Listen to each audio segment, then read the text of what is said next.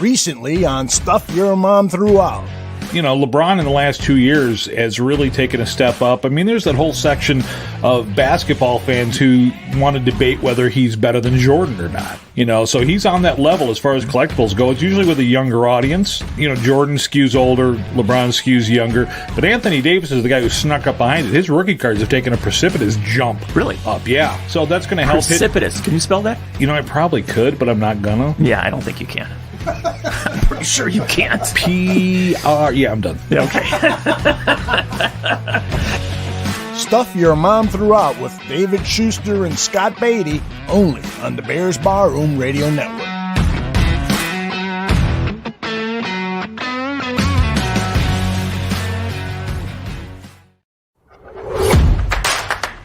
The following program is for mature audiences only.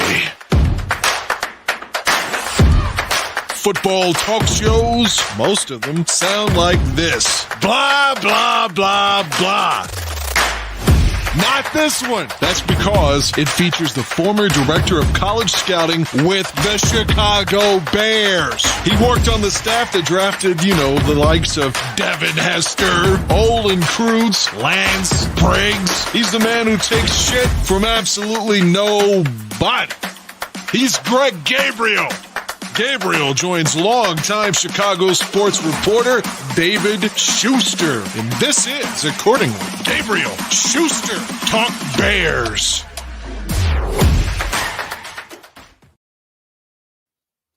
And welcome into the latest installment of the Gabriel Schuster podcast. I'm David Schuster, and he, to my right, at least on my screen, is Greg Gabriel, who's always a rich man. But I'm sorry to say he's $5 richer today because he was right. I was wrong. Ted Ginn did not return punts yesterday. So, Greg, will you take an IOU? Well, no, we'll just tack it on to the next bet because I think you're going to win that one now. Oh, well, let's remind everybody what that other bet is. You said they'd go 8-8. Well, I said they wouldn't win 9 games. That's okay. 8-8 is a break even. Right. So you have to get to 9 wins. And after yesterday's game and after the last 2 weeks, by the way, I'm not so sure that they will. But all right, let's talk about yesterday's game. And before we go, good thing I'm in quarantine. That's all I can say. They should have been in quarantine yesterday, or at least Javon Wims should have been in quarantine. Listen, he might be in permanent quarantine after yesterday, but we'll certainly get to him in a second. No quarantine's like it's like being grounded when you're a teenager. You know, you're stuck in the house. Oh, I always found a way to sneak out, even when that happens. Yeah, anyway, well, I can't do that. Anyway, in regards to yesterday, it was one of those war and peace kind of games that almost extended into Sunday night football, and it looked like a dreaded NFL tie. Ugh, I hate those. But the Saints did kick the last of the 7 field goals on the day, and they do win it 26-23 in overtime. So, Greg, before we go into our chronological view of yesterday's game, what were your overall thoughts? That was a game that the Bears could have won and the Bears should have won. And because of their own doing, they didn't win. Part of it was defense. Part of it was offense. Part of it was absolutely stupid play by certain players on the Bears roster that I'm sure we're going to get into along, this podcast. Sometime during this podcast, even though we spent a half hour before the podcast already talking about it. Yeah, you're talking, of course, about Javon Wims, who threw those 2 haymakers. He looked like a pretty good boxer, but he also looked like an absolute idiot because you don't hit someone's helmet, you're going to break your hand, you dumbbell. But anyway, why don't we go through the chronological part of yesterday's game?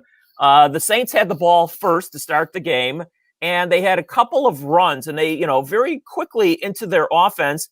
And, I haven't watched the Saints that much, so I was a little taken aback by it, but I know that you were probably more up on it. They did get Taysom Hill. I hope that's how you pronounce his name correctly. They brought him in as quarterback, and obviously to run the football. I think he had 3 or 4 runs on the afternoon, if I'm not mistaken, and Mitch Trubisky did the exact same thing.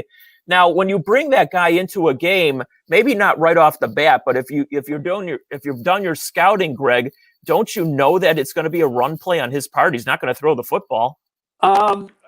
He can throw the football. I mean, He's done it in the past. So, yeah, you got to be prepared for both, and they can do a bootleg thing, play action thing. There's a lot of things they can do, so they have to be prepared for that. But in the case of yesterday, he ran the ball 5 times, and I think it was pretty much the same play all 5 times. So off to the left side, got pretty good yardage. He ran 5 times for 35 yards. The guy's a big athletic guy. The Bears' run defense, they're hot and cold.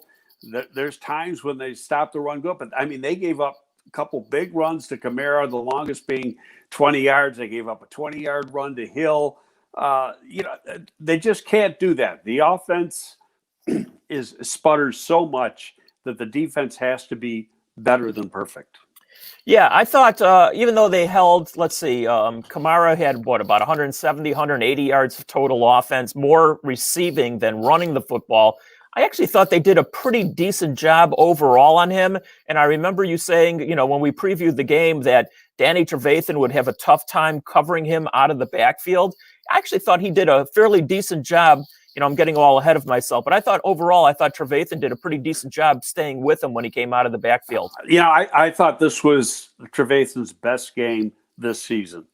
It was like the Danny Trevathan we've seen in the past, and that was good to see. Kamara, he had 12 carries for 67 yards yesterday, but the bulk of that yardage came in that first carry in the first quarter, and then that last carry to set up the field goal, the winning field goal. All right, so Will Lutz kicks the field goal on the opening Saints possession, a 38-yarder. Who knows? Maybe that's a harbinger of what's going to happen before the day is over. What's that word mean? I don't know. I've used it in the past. Okay. Yeah, I just made it up, but I think it works actually. It's like an omen, if you will. Okay. Anyway, Lutz was 4 of 5 on the afternoon. Yeah, but he had a double doink too, Was it a double doink? See, I'm at the game. It's hard for me to see from where I am in the press It was box. At least a single doink, but it was definitely a doink, and it might have been a double doink. On the shortest of his kicks on the afternoon, that was a 27-yarder. It's really strange, Greg, and help me with this one. Sometimes because of these extra points being pushed back, now that these kicks are on the shorter yardage, than they are actually of extra points, the field goals, I've actually seen a lot of missed short field goals this year, and I'm wondering, does that have anything to do with the extra point being sort of gone by the wayside? It's a good question. I don't have an answer for it. I mean, it's when a guy misses a short field goal, unless it's a bad snap, it's always on the kicker. Okay. And so now yesterday, I'll be honest, the wind was real bad earlier in the day. By the second half of that game, it had calmed down quite a bit. And I was looking at the forecast going in, and the forecast was for the wind to die down, and it did. And the game the kick that tied it up with Santos, that was a 51-yarder into the wind, supposedly. I just don't think that much of the wind was there at that point of the game. It wasn't. It actually did die down. I was at Soldier Field fairly early, like about 10:30, 11 o'clock. It was blowing pretty good. But by the time the game started at a 3:25, and then as the game went on, there's no question that the winds died down, which actually I think benefited New Orleans because they're a better overall passing team than the Bears. And I think their kicker, and he talked about it. Lutz did talk about it after the game that, they had a practice. And they were fortunate, I guess, in a strange way, that they practiced with windy conditions because they had the hurricane down in New Orleans this past week. It was the after effects, but it was still windy. So he said that actually helped him, believe it or not, for preparation for kicking at Soldier Field yesterday. All right, but the Bears get the football. They come out throwing, and actually, and Foles is so up and down. There was a question asked of him. If it wasn't last week, it was 2 weeks ago. During his whole career, he goes up and down during a game. And that's exactly what happened again yesterday. He came out, he was pretty good. He threw nice passes to Miller and Mooney. They also were running the no huddle offense. Unfortunately, this is where Bobby Massey got hurt. And who knows, as we go on, what that's going to do to that offensive line, even going further eroding down the line. Foles was ultimately sacked by Davenport. And what finally happened was that Caro Santos kicks a 44-yard field goal, and the game is tied at 3. And you know what, Greg? I mean, kudos to Santos. He's taken that opportunity, and he has run with it. The job is his going forward. I think after 3 games or 2 games, there was there was a question mark about him because he missed 2 shorter field goals. He hasn't missed since. And he's been very consistent, and now he's got 2 longer than 50 yards. Yeah, it's going to be tough to get rid of him if and when Pinheiro is ready. And even if Eddie is ready, I don't think Santos has been so good. I think he's got to kick himself out of the job. All right, so Santos kicks the field goal. We're tied at 3. Then Santos, on the ensuing kick, a very short kick. And it's I don't know if the wind had that much of an effect on his kickoffs yesterday, but he did have a lot of shorter kickoffs yesterday. I don't know if you noticed that. Yeah, I did. And in all honesty, sometimes, and they'd have to tell us, sometimes I think the shorter kicks are by design. Yeah, that's what I was thinking. Because especially if you've got a real good return guy, you want a high, shorter kick that gives your cover guys more time to get downfield and be actually closer to off some of those lanes. Okay. Also on that short kick after the field goal by Santos, I've never heard this one before. New Orleans was flagged for, and they called it forming a wedge. And I'm thinking, they made a salad? Or what are you talking about? That's when they changed the rules in the kicking game a couple of years ago. It used to be, you had 4 guys deep, and they had almost like a moving wedge, for the return guy. And you can't do that. You can't have more than 2 guys together at any one time in the return game, in the kickoff return game. And so obviously what happened here is they had more than 2 together, and then that's forming a wedge. Okay, well, that's a new rule that actually got by me. I wasn't even familiar with that. In all honesty, it's like 3rd year of that rule. Okay, well, I guess I've been Rip Van Winkle and asleep the last couple of years. That's okay. And going to Bears games, you tend to fall asleep a lot. All right. Sorry. All right, That's all right. Drew Brees hits Kamara with a 47-yard pass. Actually, he didn't hit him with a 47-yard pass. He was just basically wide open on this one over the middle. Someone apparently missed an assignment on that. Do you remember this play? Yeah, I remember the play, and I mistakenly said he had a big run a little while ago, and it was a catch and run on that play that set things up for him. But yeah, that was blown coverage. Simple as that. And I think when they did a replay, it was Khalil Mack who blew the coverage on that. Okay.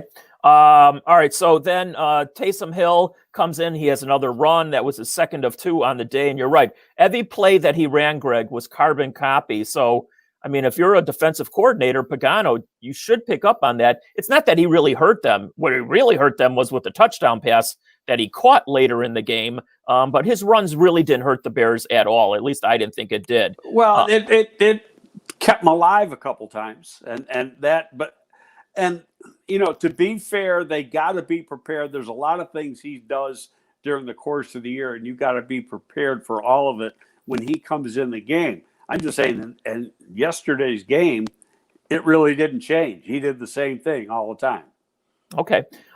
Anyway, so they nickel and dime their way down the field after the long pass, or the long run, I should say, by Kamara. And the defense, as it has numerous times this season, stiffened in the red zone like they have. Lutz misses that field goal, like I said, and I wrote down question mark, too close, 27-yarder. So the game remains tied at 3. Then the Bears come out, and I thought, again, Nick Foles was pretty decent in the first half. And on this next drive, I thought he was absolutely at his best. He threw that nice 50-yard pass to Mooney. They've been working on this play, God knows, for the last 3 or 4 weeks, and it finally came through. And then very shortly thereafter, Foles hits Robinson with also a very nice pass. Only Robinson could have caught this pass. It was perfectly thrown, and the Bears go up 10-3 at that point. What did you think at that point? No, I agree with that. I think the offense in the first half was as good as we've seen the entire season, or since Nick took over as a starting quarterback. It just, died in the second half for whatever reason. And a lot of that was, some of it was play calling, some of it was shooting themselves in the foot. But yeah, that, I know Troy Aikman kind of mentioned that a little better ball placement on the deep ball, would have been a touchdown instead of still a 50-yard, 51-yard gain or something like that. But when you got wind like that, you can't necessarily control the ball placement as well as you'd like. The important thing is that you throw a tight ball, and that's what Foles, for the most part, does. Well, and again, in the first half, he was really good at times. He's so up and down. He's absolutely infuriating. And there were a couple of pundits who said that was his best game of the season. We'll talk about his final numbers when we get to the end of the regulation going into the fourth quarter. I won't say that was it all his fault in the second half? No, I think some of it was play calling. Some of it was him. The one play where you got the delay a game, that's all on him.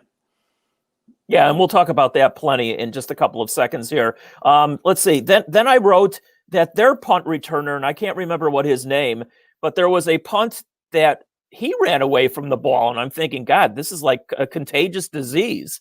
Do you remember that specific play? Yeah, I remember the play. I'm trying to find his name. Harris is his name. Yeah, was it Demetrius Harris? Is that Something it? Yeah, like that. Demetrius Harris actually. He ran away from the ball, and I wrote he did a Ted Ginn. How about this? Both return guys, first initial D, last name Harris. Yeah, For the punt returners for Bears and Saints. Yeah, and actually, I thought the Bears punt returner. I think the first time, and he caught the ball. And actually, there were guys all around him. I thought he was going to call for a fair catch, but maybe he had it in his head. Hey, I'm not going to be like Ted Ginn, and he ran for 12 yards. Catch the ball. No, he'd run away. No. This guy, no, I thought, given the circumstances, guy really did a good job. Okay. The Bears get the ball back. David Montgomery breaks a 38-yard run through a gaping hole, and I haven't seen a hole like that for the Bears maybe this whole season, but I think there was a pretty good block, if I remember, by Ifedi up front. Do you recall that play? No, I mean, I recall the play. I don't recall. The whole line did a good job, but that run was really to the left. There was a big hole. A lot of times in that zone run scheme that the Bears use, basically you leave it up to the back where he's going to go. He gets to pick and choose a little bit. On the day, Montgomery, 21 rushes, 89 yards. What did you think of him overall yesterday? Overall, not bad. The Saints have a good run defense. He broke the long one, so reality is throw out the long one, and he was 20 for 51, which is less than 3 yards per carry. It is. And the Saints, they do a good job stopping the run, but still, here's the killer. Excuse me. Is that, when Massey goes out, now you got an offensive line, and then Spriggs goes in, he plays right tackle. Spriggs has to go out for a series because he gets hurt, and then you had Bars come in, and you had to have Coward go over to the right side. At that point of the game, you had 3 college undrafted free agents, one of who was a defensive lineman in college, playing for the Bears. I mean, that's a no-win situation for anybody. All right. Ultimately, the Bears sort of falter in the red zone themselves. Santos kicks a 29-yard field goal. The score is 13-3 at this point. And then the Saints get the ball back. And now we get to one of the key plays. I know the key play in your mind upcoming. It was 3rd and 13. I don't remember exactly how much time was left on the clock. Not that much. There's about a minute 40, something like that. Okay, that sounds about right. Minute 40, round in there. Right. And Matt Nagy calls the timeout. I thought that was a horrible timeout call. You wait till the next down. So what if there's only a minute? You got a 10-point lead. You got to protect a 10-point lead. Okay. I think in his head, I wasn't on his Zoom call, but I read a lot of the stuff afterwards. I was on the Saints Zoom call mostly after the game yesterday. But he was thinking they're not going to pick up the first down, on the 3rd and 13. And so I'm going to stop the clock now and try and get my offense the ball back with as much time as they can to hopefully move the ball down the field. And obviously it backfired because the Saints picked up 12 yards on that 3rd and 13, and then they went for it on 4th and 1. And made it. But the point is that this is the junk team you're playing. It's the New Orleans Saints, who have one of the best offenses in football. And I don't care if they had receivers out. They can still move the football, and they have moved the football. Sean Payton is a great offensive play caller, and a great offensive play designer. I just don't think you give them that extra time. First of all, by calling the timeout, you gave them extra time to prepare for the play. And then because they got 12 out of the 13 on the play, and the field position was such that it allowed them to go for it on fourth down. They got the first down. The result was they go down, they get a field goal. To me, that was 3 points they gave away. And to me, that's on the coaching staff. Well, actually, they didn't get a field goal. They got a touchdown on that one. That's right. That's right. Kyle Fuller had a pass interference call after the Saints picked up the first down. And, once again, Fuller played a good game because they didn't go at him. Let's talk about that one for a second, because the one original call was illegal contact, which was Correct. a 5-yard penalty. Correct. Then they switched it to interference. That, when you look at the replay, it wasn't interference. It was illegal contact. But that gave the Saints an extra 10 or 11 yards of field position. That was a huge play. A really huge play.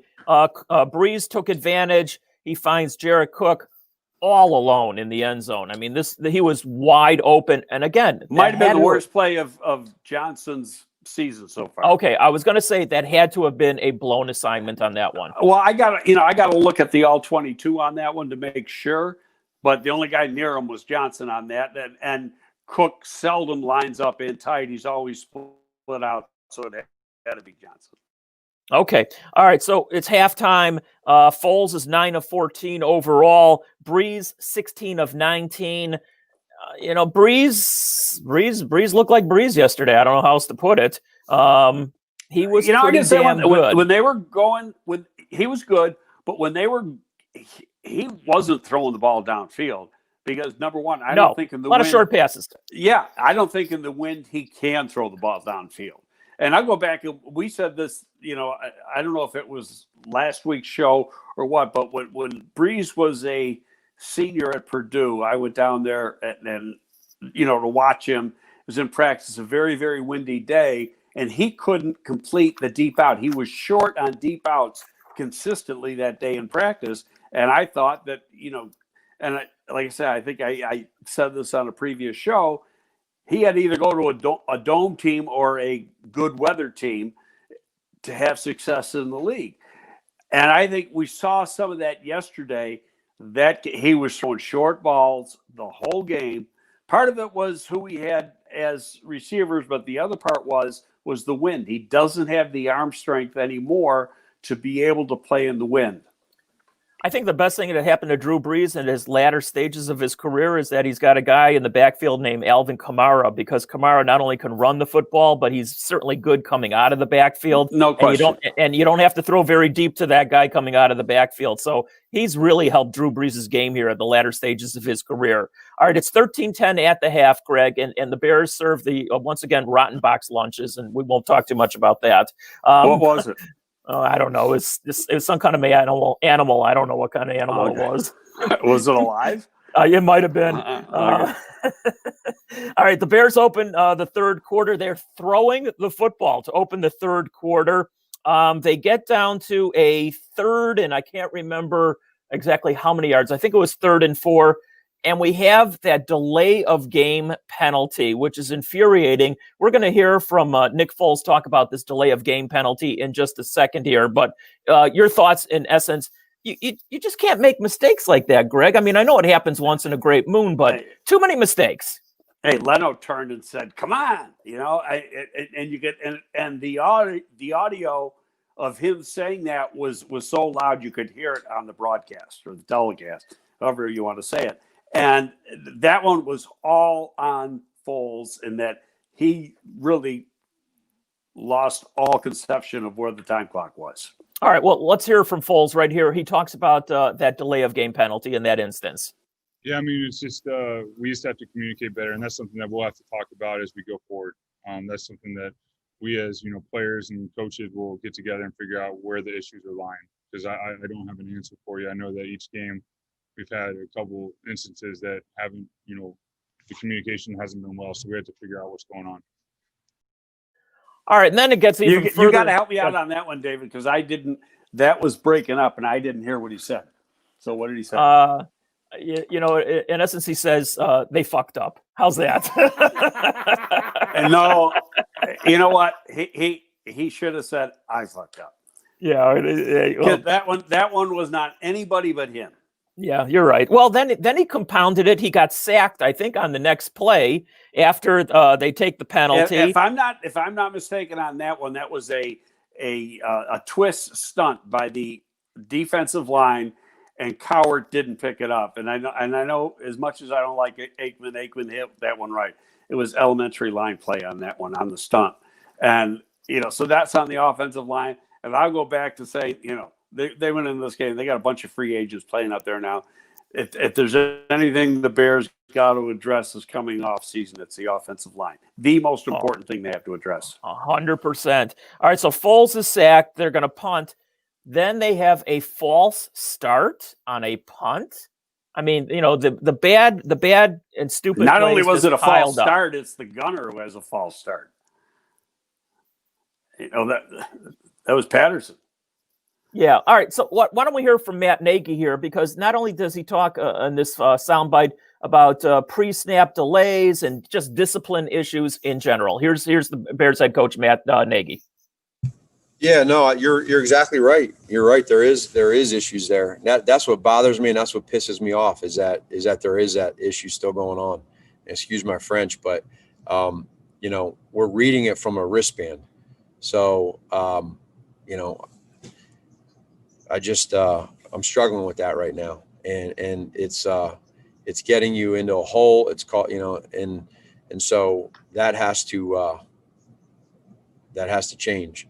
Yeah, you're right. I mean, I can't sit here and say anything other than what you just said. When you have somebody throwing punches, when you have the things that are going on right now with us in the offense and just trying to get things going, guys are fighting, they're sticking together. But then you have that happen. It takes away everything that you work hard to get to and fight for. And what bothers me is we got a lot of good guys that are doing things the right way, and then it takes it away.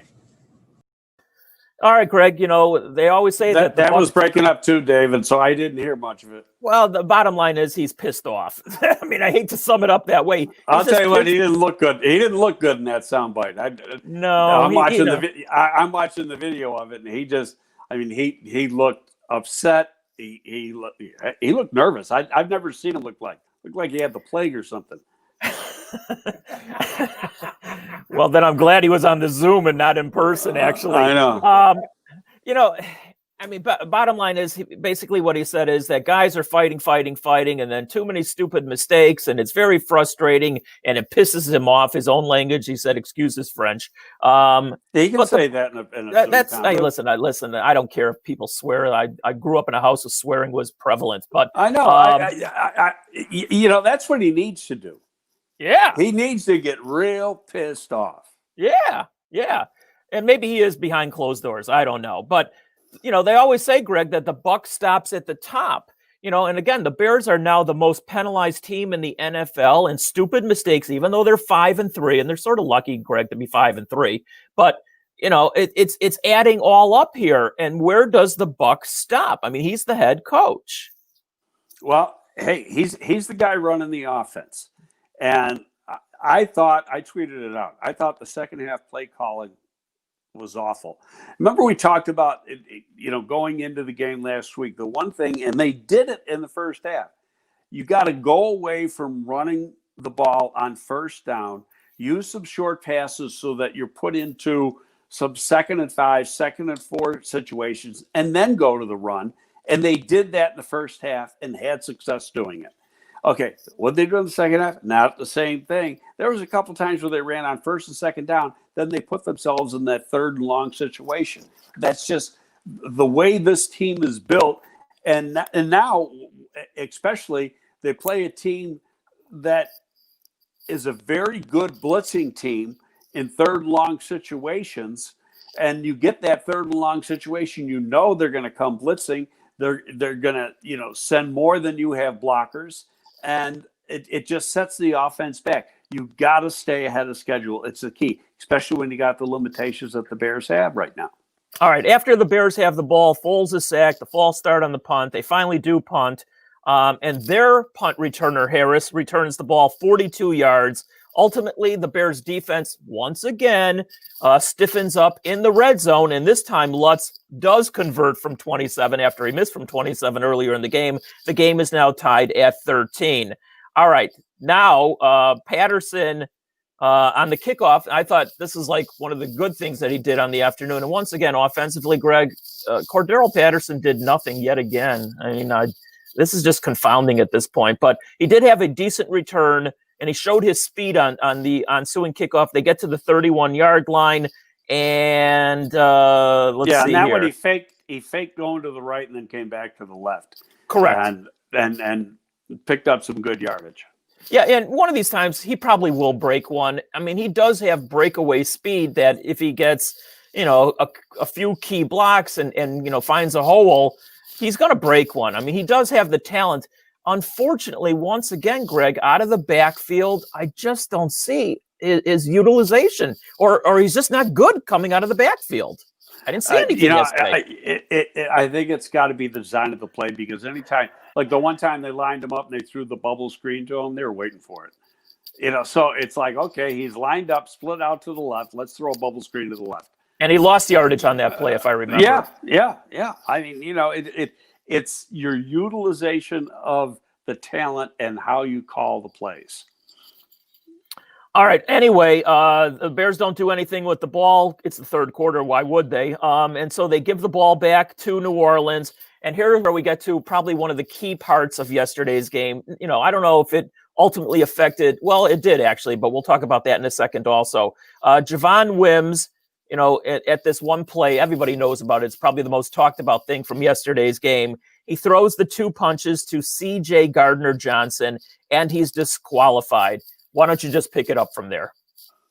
Dumbest. I've been involved in the NFL game since 1981. That was the stupidest play I have ever seen. And so this is now 39 years that I've seen by an offensive player in the National Football League.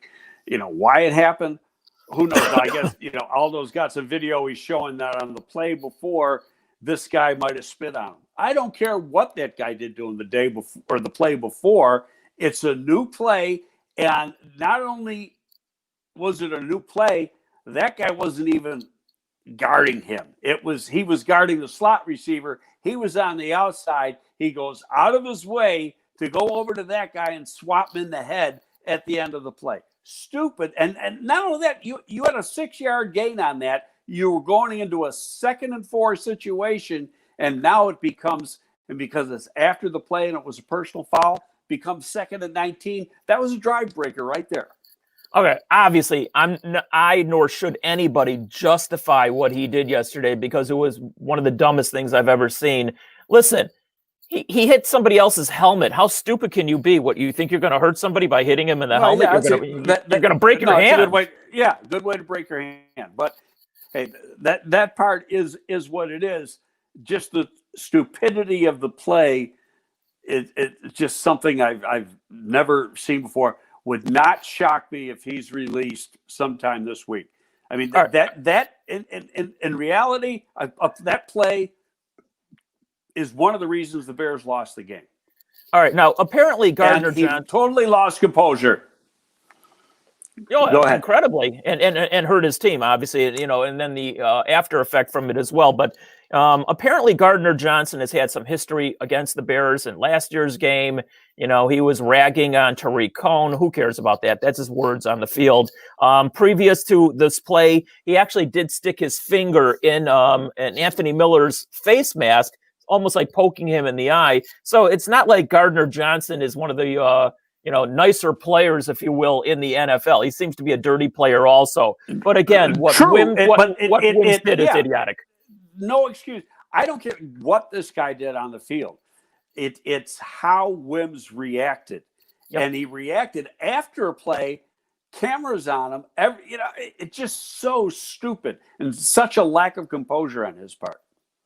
No question. All right. So what I was saying about, well, actually, let's hear from Matt Nagy, first of all, talking about Wims and what happened in yesterday's game.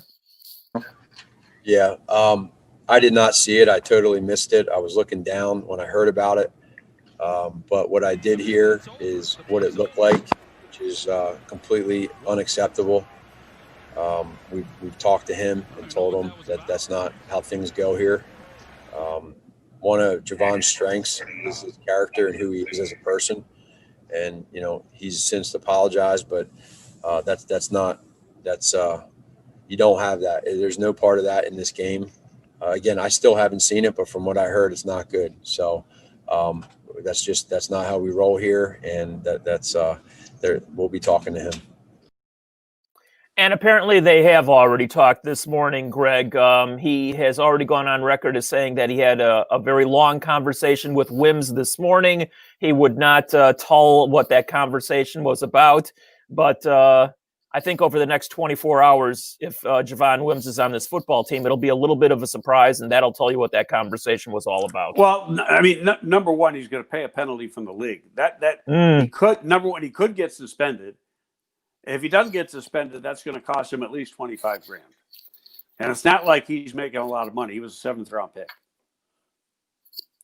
Yeah, it was. Yeah, if he gets suspended, then he might not get cut. But you bring up a guy to replace him, then on the suspension that you don't have the roster spot goes away. But when you lose your composure and you're that selfish in a situation like that, there's no room for that on any team.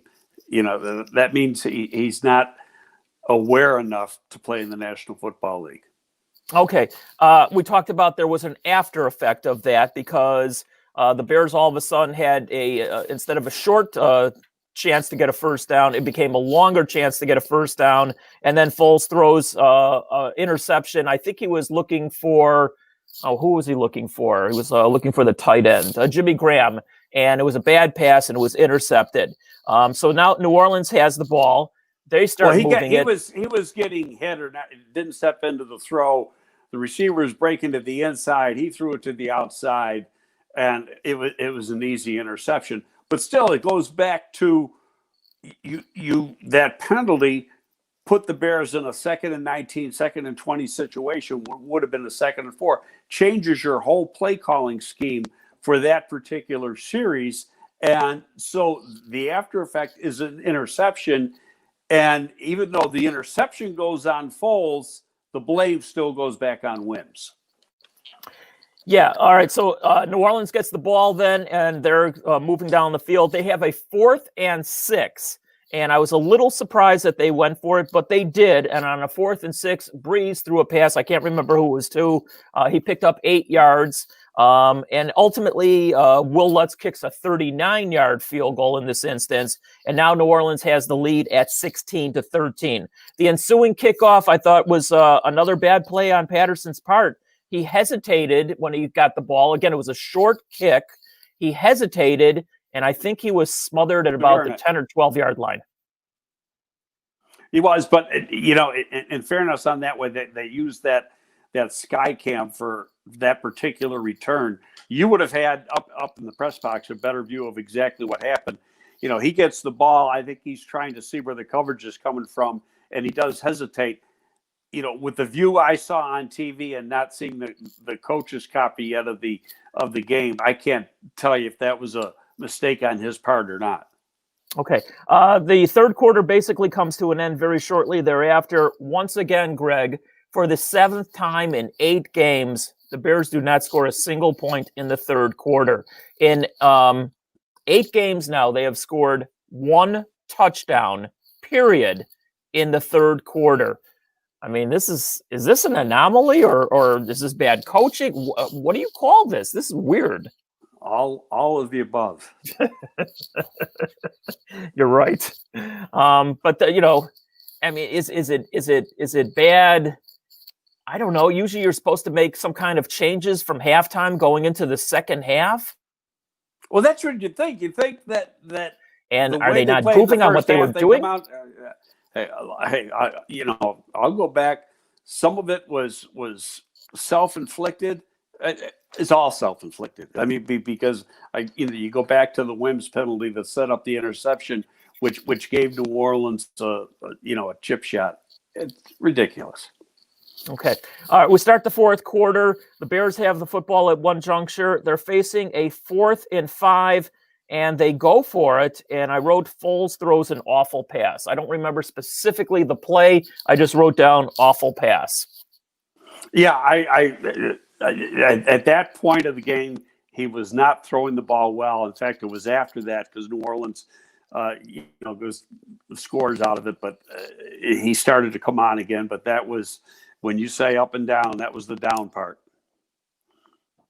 Oh, by the way, Greg, we will have questions for you before we get out of this podcast, because a lot of people are already texting questions in. So you will be facing your audience here before I'm we're going to be all on the said and firing done. squad. Okay. No, Javon Wims is on the firing squad. You will just answer questions. You're the shall answer man. Okay. Anyway, the Saints get the ball after the Bears turn it over. I'm they in nickel and quarantine. dime. I'll pass it on to you. Can you pass something else on to me, like lunch or something like that? I can give you a box lunch like you had yesterday. No, thank you. I should go into quarantine after that. Trust me. All right, the Saints nickel and dime their way down I the should field. say something though, David. Though Yes. I keep saying I'm in quarantine. I don't have COVID. In case No, he anybody's worried about it. No, he doesn't. He does not. The Saints nickel and dime their way down the field, and then Breeze finds Taysom Hill with a 20-yard touchdown pass, and he was fairly wide open on that play also. Was that a missed assignment? You know what? I didn't see that play. I was up and away from the television, so I didn't see what happened on that play. I got it, and my bad, and I should have, watched a replay of the game this morning. Just didn't have time. My apologies. I don't know. No, that's okay. Maybe the Bears were just fooled because this guy was in the game, but so was Breeze at that point, and maybe they were confused that the two quarterbacks were in the game. Who knows? Yeah, but they do that a lot. I know that. And line him up out wide. It's not like it's not something you haven't seen on film. It's there. Yeah. Anyway, I thought it looked like a missed assignment on that one, if I remember correctly. All right, it's 23-13. At this point, I even wrote down on my paper, I'm getting bored. I asked Twitter who should be the Bears quarterback next week, and I got a lot of funny answers. Like a lot of guys from yesteryear were a lot of the answers. But to his and their credit, the Bears actually did fight back in the fourth quarter. They went to a hurry-up, no-huddle offense. They move the ball. They need to do that more. Yeah, they do, actually. When the Bears do that, listen, I don't think the Bears' offense is going to be good all year. I just don't. They have two very average quarterbacks, and now they just have a destroyed, putrid offensive line. So I really don't. By the way, and I'm sorry for interrupting. Have they said what the problem is with Massey? I mean, is he going to be out a while? We have not seen any update on that. Has there been anything, Aldo? No, Aldo's shaking his head. No, there's been nothing been tweeted out yet. Okay. Anyway, again, to the Bears' credit, I thought the game was over at 23-13, but they did fight back. They did move the ball down the field. However, they did waste too much time. And even though they ended up tying the game, Greg, ultimately, I thought once they got down into the red zone, and the clock is starting to wind down at this point, and they had already gone to the hurry-up offense to move the ball down the field. But now, as they got closer to the end zone, they started taking their time, which is sort of peculiar to me. You're talking about on the field goal drive. No, this is actually I think this is the touchdown drive. Yeah, it was the touchdown you're right. drive. I remember now because I'm screaming at the TV, hurry up. And my wife says, "What the hell are you yelling at?" So, no, they did get down into the red zone, and they listen, it worked out, that they ended up tying the game, but it slowed the game down after they were moving the ball quickly down the field. Bottom line is, Foles did finally find Mooney with a 3-yard touchdown pass, and now it's 23-20 at that point. The Saints get the ball back. I still thought New Orleans was in a position to almost run out the clock at this point, but they didn't. They're a 3rd and 5. Drews went to one of his bread and butter plays, which is Kamara coming out of the backfield, and then it's Kamara one-on-one with Danny Trevathan. And like I said, Trevathan, I thought, played this pretty well all day long, and he actually ran down Kamara on this play to give the ball back to the Bears offense. It was like a 2-yard loss or something on that, wasn't it? Yeah, it was. Yeah, and so then they got to kick the ball, and the Bears got plenty of time. Plenty of time. Let's see here. Then here's a play that I didn't understand. There was the Bears have the ball, and they throw the ball to Komet. And by the way, they talked about getting the ball more to Komet. He only had one catch for 5 yards, even though he was on the field for 30 plays. He was on the field, but they didn't throw to him. Well, okay. Someone will have to explain that one to me then also. Because he's supposed to catch the football, to be honest with you, and be a part of their offense. Anyway. Now you're talking about the play where he supposedly fumbled. Now, I know Ferreira said it was a good call. I got to go against that one. I thought that was a fumble. I do too. They ruled that his forward progress had ended. Yep. Okay, but then he decided to break away and go backwards. And when he was going backwards, breaking away from the tackle, the ball was fumbled. To me, that's a fumble. No, I agree with you. Like I said, Ferreira said no. It was a good call. So he knows the rules better than I do. And who does know the rules of the National Football League? I mean, there's just so many times you get into situations like that. What the hell is a fumble? What the hell is an interception? What's interference? What's roughing the passer? We don't know. You're guessing. Yeah, there was a couple yesterday that just blew me away. I'll tell you what, though, when that happened, I thought they might win this game. Somebody's on their side. Yeah. Anyway, I wrote down this one as they're moving the ball down the field. Foles throws off his back foot, and he's lucky that the ball was not intercepted. But then he hits Miller on a 4th and 7 play. And I thought Anthony Miller played one of his better games of the season yesterday. In fact, I thought the Bears wide receivers, I take a look at their unit overall, Greg, and I say to myself, they have pretty good wide receivers. Never mind Javon Wims. He's an idiot, and he's going to be off the team shortly, probably. But they have three really good wide receivers. Robinson had 6 catches and really didn't play that much. No, he still had 6 catches. Excuse me. Anthony Miller had 8 for 73. Mooney had 5 for 69. Wims had 1 for 9. You can't blame the wide receivers in that game. Hey, there was parts of that game. Foles threw for 272 yards. It's just the bad throws, the delay of game, trying to take throw a punch at a player, blowing some coverages on defense. The mistakes beat the Bears. That was a winnable game. No question. All right. I thought when the Bears got the ball back and they're moving the ball down the field here before the end of regulation, I thought they were going to win the game also, Greg. Foles hits Robinson with a pass. They pick up on a 4th down play also. But then, unfortunately, Foles is sacked, and his lack of mobility, has come back and bitten them on more than one occasion. But to his credit, Santos kicks the 51-yard field goal, and we go into overtime tied at 23. I think that was the sack where Spriggs got beat by an outside-in move, if I'm not mistaken. And, that's, you're playing with basically your 3rd tackle there. And he gets beat easily, and that's what's – if Massey can't come back, Daniels is out, that's what we're going to be seeing the rest of the season. All right, is not the trading deadline, I think, tomorrow? Is it tomorrow in the NFL? But the way it works, if you make a trade for somebody today or tomorrow,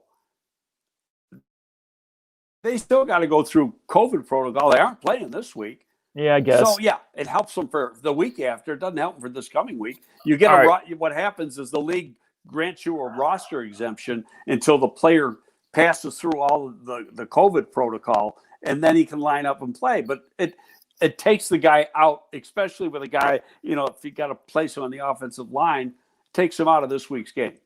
All right, well, never mind the game against Tennessee, and we'll talk about that later in the week, of course. But considering that their offensive line is not good to begin with, and now it's just destroyed by injuries, should they not at least explore the possibility of making some kind of trade?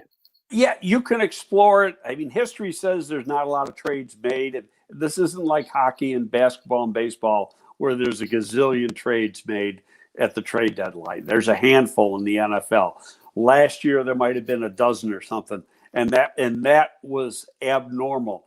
There have been a few trades already so far this year, but some teams may be looking to dump some salaries. It depends what you got to give up.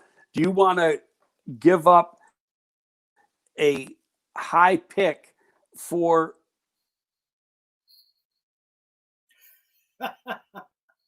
Well, I think we just traded Greg. Lost you guys for a second. Oh, there we go. We got him back. That doesn't make sense to me. All right. Well, hopefully we're going to get Greg back here. He's sort of breaking up back there. Again, maybe it's that whole quarantine thing. Are you back, Greg? I can hear you guys. Can you see? You can't hear me? Yeah, we can hear you fine. It's just the picture has broken up, but that's fine as long as we can hear you, because we like the picture that is up there right now. Me? Yeah, we can hear you. Can you hear us? Can you hear us, Greg? Okay, all right, if you can hear me, you don't need my ugly face. All right, there he is. There he is. We can see you. We hear and see you, Greg. All right. I didn't write down too much in overtime because honestly, I ran out of space on my paper here. Good. So I can just sort of recap from memory. The Saints had the ball the first time. They faced a 4th and short, and I'm sure they at least thought about going for it because they would have had to have scored a touchdown on their first possession to win the game. But they opted to kick away the football, which I thought was a wise decision on their part, and they pinned the Bears down deep into territory. Ultimately, the Bears didn't do anything with their possession. The Saints got the ball back, and it finally resulted in a 35-yard field goal with just a couple of minutes left in overtime, and then the Saints win the game 26-23. What do you think of overtime? Well, I didn't like the play calling in overtime on the Bears' part. I tweeted that out. In overtime, you got to think you're only going to get one shot at the ball, and you got to be aggressive. Right. And even though they got the ball deep in their own territory, they got to go for it and all they need is a field goal. Being they had the ball second, they don't need a touchdown now. Right. They just need a field goal, and the game's over. And so you got to be very aggressive with your play calling. I don't think they were. Okay. All right. Before we go to the rest of the NFL, Greg, Aldo does have some questions here for you to answer from our listeners. Okay. And on the screen. All right, they're on the screen. I don't know if you can see them. Yeah, but I can't see them on here, so you're gonna have Okay, so I'm gonna have to read them for you. This is from Ryan Bagley, and he says a question for Greg. Who will handle the Wims situation? Will Nagy get the final say, or will it come from higher up Ryan Pace, or maybe even higher up than that? Maybe Virginia says, get rid of him. I don't know. Well, I mean, yeah, that Virginia could say that. I doubt she will. I know. It's an interesting question because contractually, Ryan Pace has control of the 53-man roster, and Nagy has control of who plays. That's the way it is with most teams. So saying that, theoretically, that could be Ryan Pace's call. I'm sure they're going to huddle up about it, and they're going to make they'll make a collective decision. And what's the best thing for the Bears? If he's going to get hit with a suspension and probably a $25,000 fine, he probably won't get a fine if he gets suspended because you're going to lose a paycheck if he gets suspended. So, is that enough punishment right there? That's up for them to decide. Okay, it's interesting. I'm sure I've talked to Javon Wims somewhere in the past. We're not able to talk to the players at all now this year, but over the last couple of years, I'm sure I've encountered and talked to him in the locker room situations, although I can't recall when. But the word on him is that normally he's a very quiet, composed young man. And if you would have saw yesterday's actions on his part, you just never would have put those kind of adjectives in front of his name. So I don't know. Did he lose his mind yesterday? The answer is yes. Is it going to cost him? I think the answer is yes to that too. Oh, yeah. I mean, if he's going to get suspended by the league, that's going to happen by today or tomorrow. But like I said, the Bears could do something today or tomorrow also. Okay, another question for you, Greg, and this is from Brummy Bear. And he says, with Massey out, would you keep Mustipher in at center and move Cody Whitehair into Massey's slot at tackle? No. Okay. Cody Whitehair has not played tackle since he was at Kansas State. And Spriggs has started games in the league. And, I think part of it, don't forget, we didn't have any preseason here. So the live reps, that was his first live reps since he came to the Bears. And so, in fairness, you got to expect some mistakes in a situation like that. And he did. He got beat on an outside in move pretty bad. All told, probably wasn't that bad. But, reality is they got to have better. He's a big, tall guy. He's got length. Cody Whitehair's a 6'3" guy, 6'3.5" guy. You're not going to put him in a position he's never played in the National Football League. I would agree with that. All right, and here's one from Benkaka Tom. Is that how you say his name? Something along those lines. Do you think the game is different if Mitch is in the game yesterday? Meaning Trubisky. That's a shoulda, coulda, woulda. I have no idea. I mean, there's things that Mitch brings to the table that Foles doesn't have, and that's the mobility and be able to play, make plays with his feet. But there's throws that Foles made that Mitch isn't going to make in a million years. All right, I still look at it this way, Greg. To me, they still have two average quarterbacks. And because they have two average quarterbacks and a decimated offensive line, as much as I hate to say it, they're not with going a decimated here's what happens, David, is that because of the line play, it doesn't help who's ever playing quarterback. Right. And that's the reality of it. All right, I got another question from Brummy Beer again. He's asking, what could be the reason that... If this guy gets two questions, he's got to pay more.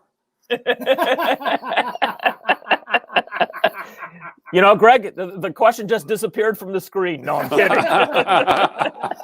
It's like the caller just hung up. No, I'm kidding. He's asking, he made me laugh. What could be the reason that Picano hardly uses the blitz in overtime? Why did he not try and put Breeze under more? I was thinking this too. Why did he not try and put Breeze under more pressure instead of letting him pick up some easy plays?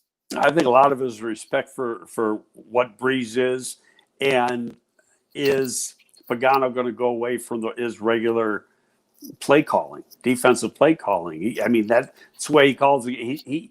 The Bears got good pressure. In fact, on that one drive where they ended up getting the winning score, there was a play where I think it was 98. Bilal Nichols got in his face and grabbed him and the pass became more of a push pass than a regular pass.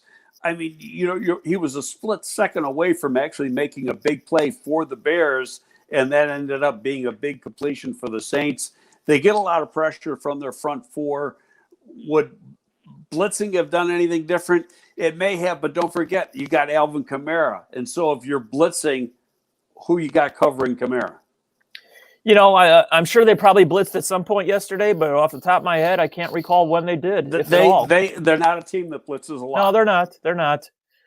In theory, if you have the two guys rushing from the outside, and Mack did have one sack yesterday, and I think he's up to 6.5 on the season. Quinn only has, I think, only one sack so far this season, right, if I'm not mistaken. So I don't know. But the outside linebackers as a whole, when you add up Mingo, Vaughters, and Quinn, I think they're at about 5, maybe 6. Okay. Let's go around the rest of the NFL from yesterday. Because the game started late, we were able to watch most, if not all, of the Minnesota Green Bay game yesterday. It was the It was the Dalvin Cook show yesterday. He had 4 touchdowns and 163 yards on the ground. Surprised at all that Minnesota, we both thought that Minnesota threw in the white towel, but yet they go up to Green Bay or go down to Green Bay and they win the game. That was a shocker. Being that the game was in Green Bay, who's Green Bay got next week that they could have been looking ahead? And there were a couple with Green Bay coming up. Yeah. I was just surprised because Minnesota had been just playing terrible football all year. Aldo says that they're playing San Francisco on Thursday Night Football this week. Yeah. Okay. Also in the division yesterday, Detroit just got to stop scoring first. That's their big problem. When they score first, or they even have a lead in any game, they lose, and that's exactly what happened again yesterday. They did score first, but then Indiana scored early, often, and forever, and they win the game 41-21 against Detroit. Phillip Rivers, it's funny, a lot of the quarterbacks who didn't play well against the Bears, Rivers didn't play well against the Bears either earlier in the season. He's played well since. He had 3 touchdown passes yesterday. Yeah, no, I think the Colts got a good team. it's going to be interesting. It's either going to be them or Tennessee. And obviously the Colts are going to hope the Bears beat Tennessee this week. But, I'll jump ahead a little bit. Tennessee lost. Tennessee's lost 2 in a row now. Yeah. Both teams coming into the game at Tennessee next week are riding 2-game losing streaks. Your home team, Buffalo, 190 yards rushing yesterday. That was impressive. New England loses the game 24-21. Buffalo wins it. Bill Belichick at 2-5, and Cam Newton again not good yesterday. Well, I watched pretty much all of that game. That's why I didn't see much of the Green Bay game. That game, the wind that we were getting late Saturday night and early Sunday morning had reached Buffalo by kickoff time, made throwing the ball very, very difficult. And Buffalo compensated, was able to run the ball well. New England didn't. Miami, and then, the key play though was, the Buffalo kicks a field goal. They're up by 3. New England gets the ball with about 2 minutes left, minute and a half left, and Cam Newton fumbled on a scramble. Miami. Go ahead. Oh, I was just going to say Miami. Go ahead. Miami wins the game over the Rams 28-17. Tua, I can't even say his name. You can, I can't. He wins. Thank you. Anyway, he wins his first game as a starter, 28-17. I'm going to be honest with you. The Rams beat the Bears on Monday Night Football. I was not impressed with them, and I certainly was not impressed with Jared Goff. And even though he had 300 yards of passing yesterday, I don't know. I'm just not impressed with them. I read somewhere, I think they had like 300 yards more offense than Miami had in that game or something. Am I correct in saying that? I don't know if it was that much. I know that like I said, Goff had 300 plus yards passing, but I don't know. I'm just not impressed with that guy. Let's move on. The battle of division leaders and Pittsburgh. Pittsburgh's still undefeated. You had Baltimore, I think, winning this game. I did. Well, I had Baltimore because the game was in Baltimore. Right. Baltimore loses Ronnie Stanley, their starting left tackle, Pro Bowl left tackle, in the first quarter. That is a huge blow for him. He's out for the season, had a severe ankle injury. And Pittsburgh's defense, we all know how tough they are. And I think the key is with when you're playing the Ravens is make Jackson throw. Well, keep him in the pocket and make him throw. I hate to pick on the guy because he's a rotisserie players, fantasy kind of guy. But when you get him in a very big game, and I'm talking about postseason, of course, but some other regular season big games, that's when he has his lesser efforts or lesser performances. I don't think he's won one yet. Well, he had 2 interceptions yesterday. Anyway, yesterday's game was obviously huge for playoff seedings because, Pittsburgh and, Kansas City's, in the bunch also, but Pittsburgh is undefeated, and right now they are the number 1 seed in the AFC. Speaking of Kansas City, what can you say? Patrick Mahomes, I mean, there was a 19.5-point spread, but you knew Kansas City was going to cover it against the winless Jets. Patrick Mahomes, 416 yards passing, 5 touchdowns. I mean, talk about a man against boys yesterday. That's what that game was. Didn't see that one, but yeah. No reason. Yeah. And still one of the mysteries in football is that Adam Gase is still employed. Yeah. Well, I just don't think they have anybody on the staff to replace him. I guess not. And so it'll be something that's done at the end of the season. All right, the boring game of the day, and all I'll just say is the final score: Vegas beats Cleveland 16-6. Cincinnati knocks off Tennessee 31-20. Tennessee was 5-0, but now they have, as you mentioned, Greg, they've lost 2 in a row, so they dropped to 5-2. And they lose to a lousy Cincinnati team. Yeah, So that was a surprise. And Burrow had, I just saw the numbers. Burrow put up some big numbers again. Yeah, he did. All right, Denver rallies from 21 down. They beat the Chargers 31-30. The Chargers, I mean, they're one of your weirder teams this year. They have, I think, 4 times this season have blown leads of 16 points or more in a game. Not a good stat. Defense is not very good. I think they got the best rookie quarterback in the league. I'll take him over Joe Burrow every day. This guy, I think he's going to be one of the all-time greats in the league if he stays healthy. But yeah, the defense struggles, gives up too many points. Game that I saw I didn't see any of that game, obviously, because the Bears game was on. But I saw the coach said this one's on me. What happened at the end, I don't know. Okay, 2 more games. Seattle bounces back. Russell Wilson is just great again. 4 touchdown passes. They outscore San Francisco 37-27. Garoppolo gets hurt again in this game. Yeah, it's going to be a key. And the tight end, Kittle got hurt too. Yeah. So it's the key is, and they got to play Thursday night against Green Bay. Are these guys out long term, or is it just they got knocked out of a game and they're going to be back on Thursday? All right, and then the final game was last night. Philadelphia, they're your NFC East 23-9. It just really kills me when Dallas loses a football game. Hey, I'm surprised Dallas has even won. They're awful. Okay, all you got to do is show up and you beat them. Okay, before we get to college football, a couple quick notes here. Javon Wims' Wikipedia page has been updated, as you see here on the screen. Well, it doesn't say he's. What is the? Oh, he made his professional boxing debut. Oh, I see. Actually, you know what? There might be a future in him for boxing. He threw a couple of nice punches. Unfortunately, he hit really someone's helmet. Yeah, really good extension with his right arm on that. Yeah, Golden Boy Promotions is probably going to be on the phone as soon as he's. That might have been if the guy didn't have his hat on. That might have been a knockout punch. I mean, yeah. And you see him, quick hands. All right, college. A couple quick notes in college football. Clemson still remains number 1. They had a rally against Boston College. I watched that game. Boston College just ran out of gas in that game the other day. Alabama is close behind it too.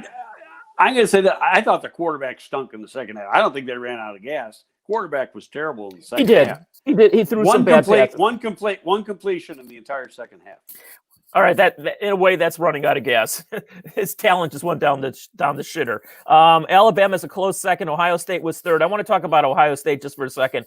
Justin Field. I mean, it's only 2 games, Greg, but my God, I don't know. You tell me. You're the one who scouts players over all these years. Is he ahead of Trevor Lawrence if the draft were today? No. No. I watched some of that game. There's just something you got to go back and watch every throw. There's something about his release I don't like. He's very mechanical and he's accurate and he can make plays with his feet, but he doesn't have the quickest delivery where Trevor Lawrence really get the ball out of his hand very, very quickly. Okay, well, you talk about accurate. Justin Field in 2 games, 48 of 55. Wow. Yep. For 6 touchdowns, no interceptions. By the way, speaking of Trevor Lawrence, he will not play because he was in COVID protocol. Yeah. So he missed the Boston College game. I thought his backup did pretty good himself, but he will also. Tua Tagovailoa's younger brother. Correct. Gosh, I'm going to have to learn how to say his name if both these kids are in the NFL. Trevor Lawrence will miss the game against Notre Dame upcoming on Saturday night at South Bend. And it's interesting. Clemson is still, I think, a 5.5 or 6 point favorite. I'm a little surprised by that. They're the number 1 team in the nation. I'll tell you, Notre Dame would probably like it if it was like 30 degrees on Saturday night. But I've already looked up because, it's going to be warm. Forward to watch it. Yeah, it's going to be a high of 72 in South Bend on Saturday. The game's not till 7:30 Eastern time, but it's going to be about warm. 60. Yeah, it'll be 60 when they kick off, and it won't get below. The weather's not going to have any effect on the game at all. Greg, I'm going golfing this week. I have not put my club down. I'm going to play twice. I play with this group of guys my wife affectionately refers to as the old guys. And, we play every week, different courses around. They all live down south and I live way up north here. But anyway, I sent them a text. I look at the forecast and I see the weather is good. And I go, wouldn't you know it? I'm having surgery this week and the weather sucked last week and it's going to be good. And so one of the guys sends me back a text and says, we won't tell you we already got a tee time for Thursday. So, well, I'm playing Wednesday and Friday, and I'm looking for. I am going to rub it in. Get back to college just for a second. Indiana, number 13 in the nation at 2-0. 2-0. I have a friend that is an Indiana alum, and he is elated. And how about? But Penn State is 0-2, and that's even better. and they dropped out of the polls for the first time, I think, in 4 or 5 years. If I'm They not never mistaken. should be in the polls. They should be banned from being in polls ever. All right. And did you see who's into the polls at number 25 with a record of 7-0? No. Liberty. Give me Liberty. Yeah, Liberty had to fire the son of the founder, Right. because of a sex scandal, and now it came out on Saturday. I guess he's suing the school, and my dog is going crazy in the background. Well, I don't want to get too much into politics. He's suing the school. Didn't he get a buyout for like $30 million or something like that? I don't know, but he wants the position back. All right, whatever. We won't get into that. And Northwestern was right behind, right out of the poll. So they got a big game coming up against, who is it? Against Nebraska this Saturday at Ryan Field. I'm going to be at that game. Oh yeah, you know what? I wish I would be mobile enough to go to that game, but I won't be.